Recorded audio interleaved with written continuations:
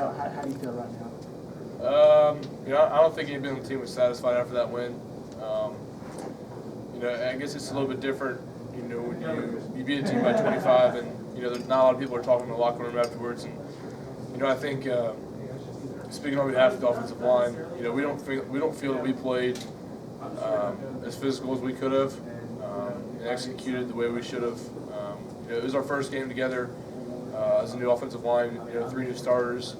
And, I think right now, we obviously watched the film, and, after that, we moved on. And this week is all about getting back to what we do best, working together, becoming more physical as a team, and, just getting ready for Texas A&M.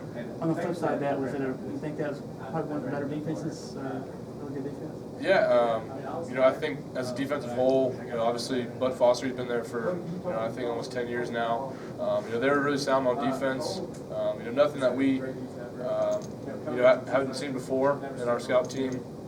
I think it was just, one of those first game things. But hats off to Virginia Tech defense. They did a really good job. So. A lot of people say the biggest improvements from week 1 to week 2. Do you feel that way, and you think that's important that? I think so. Yeah.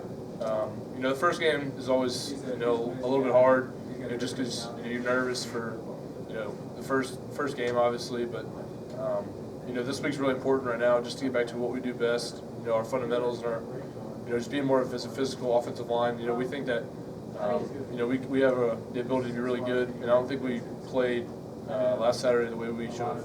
We can. Coach Saban told us in here about how important it is, right? Pay attention to detail. How important is that? Absolutely, especially on the offensive line.